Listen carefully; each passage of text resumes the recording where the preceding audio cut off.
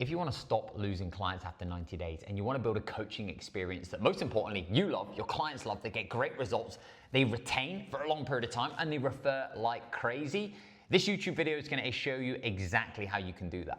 I'm Joe Parrish. I built a highly profitable freedom business, and now we help coaches do exactly the same. Healthy profit every single month, work with clients that you love, and build a business that you actually enjoy so you can live your dream life now and not later, and you can create something that complements what you do and doesn't complicate. Quick disclaimer before we get underway. This is not about trying to keep people longer than they want to be there, and it's not trying to push and persuade. This is simply from a coaching perspective, giving ourselves the greatest opportunity to be able to create the strongest and very best coaching experience to be able to take clients as far as they now want to be able to go.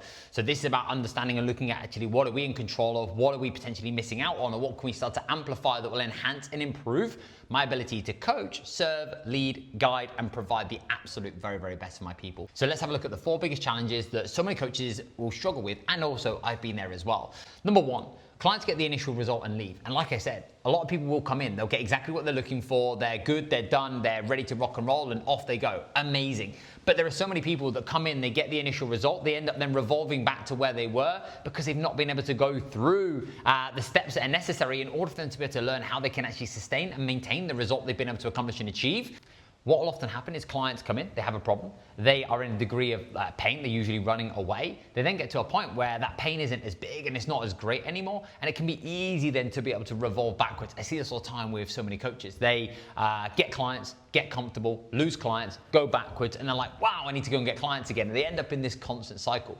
So it's about giving ourselves the platform to be able to really demonstrate and share and showcase, okay, well, I'm going to take somebody from A to B, but then here's the option for you to be able to go from B to C, C to D, D to E, etc. And this is where we're going, this is what we're doing, and this is the journey that we can go on if you want to. And these are the steps that we're going to be taking. Do you want to come with us? And that's really what we're looking for, and allowing people to be able to go as far as they want to. Number 2, your clients don't see value outside of the check-in process. If you haven't done so already, go and check out my last YouTube video, which is on building a brand new check-in process, how you can save and cut your check-in process by over 50%, and how you can deliver an even better quality of coaching experience, which is going to make a huge, huge impact and will complement everything that I'm going to go through today. And it can be so easy when somebody comes into your world, they have certain wants, certain needs, they need to be able to be communicated in a certain way because they're stepping into the unknown. But as your coaching relationship develops, and as you go on that journey, no different to a partner or a friend, your level of communication will shift and will alter with time. And it can be easy for clients to get caught up on, this is what I used to do, this is what I used to take value from, this is how I used to communicate, this is how I used to check in. And they may not need that anymore, but they're comparing themselves to what they used to do. And right now they're feeling as though there's a disconnect. So they're like, I'm not using this programming in the same way that I have done, therefore I'm not getting the value, or I don't feel as connected, or I feel as though that I'm letting you down, so therefore it feels easier for them to be able to take a step away. Instead of realizing that that's just a misalignment in terms of communication. If we can communicate effectively, I'm going to give you a little framework that you can then go in action and put in place, and you can show them how communication may change. That's going to allow them to have a greater degree of buy-in and also a completely different perspective. Number 3, there's no clear process and there's no clear pathway. It's all in your head, and there's not a clear system and structure that they're going to be able to follow. The analogy that I love to use is a bit like you're getting in the car, you're driving from Scotland to London. If I know that I'm going to be stopping at T-Bay, on the way I'm going to be stopping in Birmingham, I'm also going to be stopping in Gloucester, en route, I've got my milestones that I'm working towards. I know roughly how long it's going to take, and I know what's ahead of me. There's signposts, and I've got clear instructions, which allows me to enjoy the journey so much more than getting in the car and then going, right, okay, what am I doing? Where am I going? I know how I'm getting to this, but then beyond that, I haven't got a clue. So being able to have a clear roadmap and having a clear process that obviously we can then align somebody to is going to be super integral, and I'm also going to share exactly how you can build that. And finally, number 4, you can only ever take clients as far as you've been yourself. Business development is just a big personal development journey. And this isn't just about like the physical results that you're getting, it's also about the experiences that you're having, and it's also about the skills that you're now acquiring. And our goal and our role is to be able to pave the path, is to be able to lead the way, is to be able to be exposed to new skills, new opportunities, new challenges, new experiences, so that we can now coach from a place of both living it and also learning it. Because otherwise, we're then coaching from a space and a place if we don't have those 2 things of we're just guessing, hope, it doesn't feel aligned, and we're not able then to support and facilitate somebody to the best of our ability, which, of course, isn't a good thing. So recognizing that your own personal development journey and the journey that you're now going on will continue to stretch and allow you then to take people further because you're continually going further. So let's have a look at one big idea. Now, we have always operated from, like, my biggest belief is coach the person, not the process. We have always operated from this person first approach. Everything else then will follow. But we also need to make sure that we pave the pathway. So we set the pathway, but then we coach the person. If you only coach the process, we're limited because you're not taking into consideration the person and the individuals and their needs, their wants, how do they communicate, their core concerns, etc. And if we only ever coach the person and there's not a backbone and there's not at least a framework and there's not at least a structure in terms of your coaching process, well, there's nothing that's actually going to give us a journey for us to be able to go on, and it's just winged fundamentally. So we want to be able to make sure that they're going to complement one another. So let's have a look at one big action that you can now go and deploy, you can go and implement, and you can now go and install straight away. Important to note, I've fleshed this out on a Google Doc. You can make this far more visually appealing and you can make it far more attractive to your customer in order for them to be able to visually see this. This is literally just an opportunity for you to be able to put pen to paper. You can use this if you wish. It's really going to come down to your market, your creativity, and what actually allows you to communicate and convey this simply, easily, and also effectively. So you could draw this out on an iPad. You could use Miro to be able to create a flow chart. You could use Canva and you could create a little mini micro presentation, or you could use this doc. Number two, this process needs to be in alignment with your offer and what it actually is that you're offering, what it is that you're selling, because otherwise if you've got an offer that's over here and you've then got your coaching process that's over here and there's a mismatch, well, there's going to be a huge disconnect. And number three, we want to be able to unpack your IP so it's all not in your head and you've got a process that people can then also go and have those little kind of micro teachers that they can lean into, and also you can as well, so that you don't have to constantly record, you can repeat. That gives you the time and the space then to be able to focus on the high level stuff. And then finally, what I've also included in this document is a client tracker that's going to give you a simple structure and a simple process that you can start to run, which will allow you to sit down, whether you've got a team or whether you work as a solo, to be able to then go through, okay, where is everybody, their type of behavior, their personality type, where are they right now, what is the challenge they're bumping up against, what's the phase that they're currently in, so that you can get an oversight in terms of where everybody is, who needs more support, what phase are they currently in, and that's just going to give you that bird's eye view instead of just constantly being reactive and just responding to check-ins but not really knowing where individuals are and where they are in the process itself. Okay, so now we've gone through the housekeeping. Let's have a look at the onboarding expectations and how we can start to map out your customer journey. Moving forwards, that's going to give you so much clarity. It's going to help you unpack your IP, and it's also going to give your clients so much clarity, confidence, and excitement about what's to come. So initially, onboarding expectations. This is super, super important because we want to make sure that we're setting the expectations straight from the get-go. They know what they're doing, they know where they're going, they know what the next moves are. We can also potentially pull a rabbit out of the hat, get them some quick wins straight away, which will give them some buy-in. So that could literally be just like a couple of pieces that they could go and install, implement, or go and deploy, which might be something around steps, fluid intake, might be around you giving them an example training program, or you give them a couple of pieces on sleep that might change the game and just make things already feel lighter, better, and easier, like they've got momentum. We also want to make sure that they know who they become. So when they step into your world, and that's why we have our manifesto, who do you become when you step into our program? This is how we behave. This is how we do things. As a high performance coach, this is who you are. This is what we stand for. So again, it allows them to make them feel like they're part of something. Your free futures, that's going to be mapping out.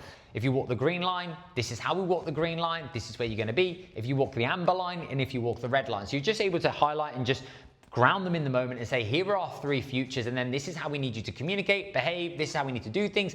Here are going to be the challenges, and here are going to be some of the potential barriers that we're going to face along the way. And it's just being able to normalize a lot of these, because often people will come in and when they don't know that these are going to be some of the challenges and some of the struggles, when that arises, it maybe makes them feel like, is it me? Am I doing something wrong? And that can be easy for them to be able to want to revolve and retreat. We're not wired for transformation, we're wired for safety and survival. So we want to be able to allow them to see that what they're experiencing, because they're moving into uncharted territory and they're moving into change, there is going to be a level of uncertainty, and we want to make them feel as safe as possible.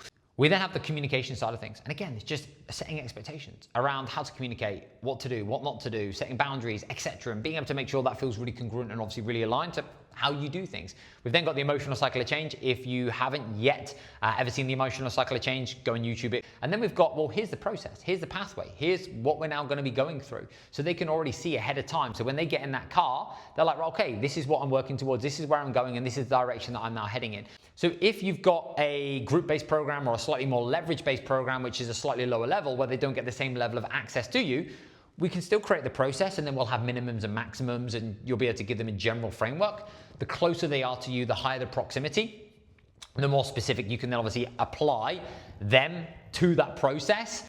We then need to get clear around, well, what's the big outcome? What's the destination that we're working towards? What is their big North Star that they want to be able to accomplish and achieve? And then what we want to be able to do is just reverse engineer that and say, okay, what's the first milestone? Well, the first milestone might be dropping their first 5 kilos of body fat.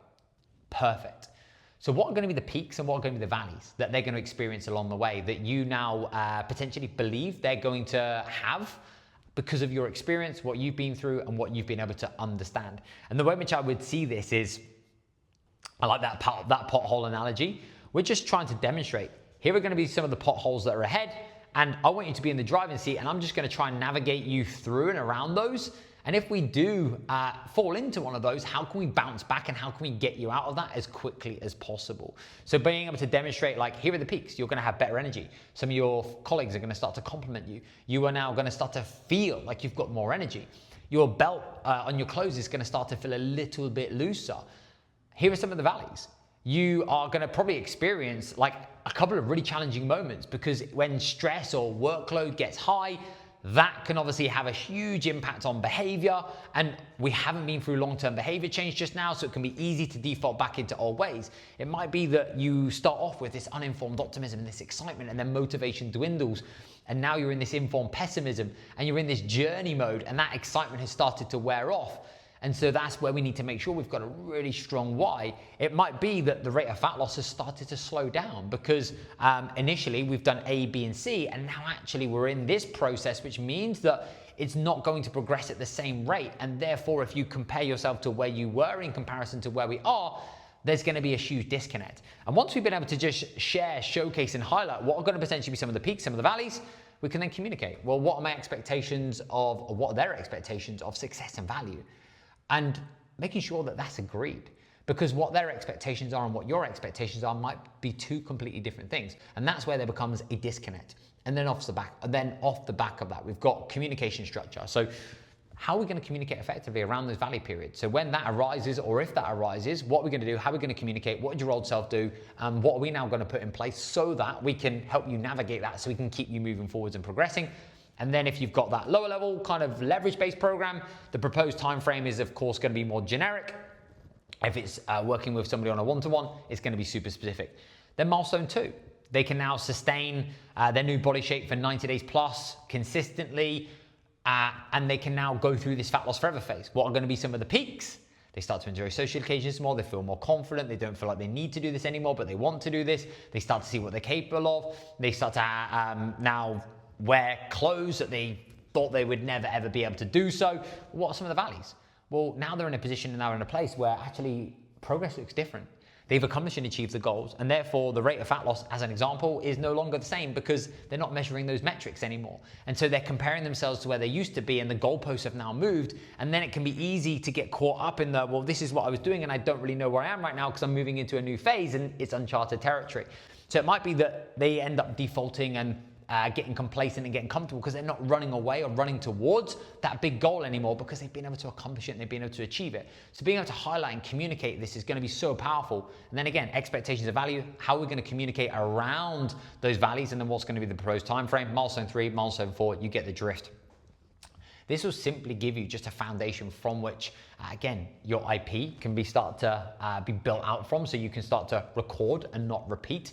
It gives your client an opportunity to see what's ahead. It allows you to coach more effectively, and it gives you also a process for you to now be able to use as a guiding light, and then you can coach the individual. And like I said, this is something that can develop, it can evolve, it can be iterated on. The more people go through this process, the more you can make the little changes, but this is a great way for them to know where they are and for you to also know where they are, which is going to be incredible.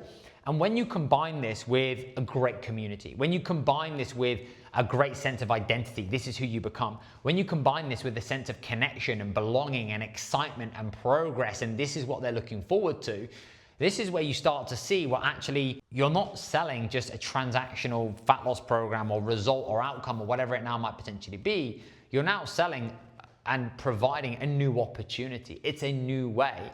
This is something that's a part of who they are, that they love, that they really enjoy being a part of. They're not just coming in just to get that result and then leave. So some will, but a lot of people won't.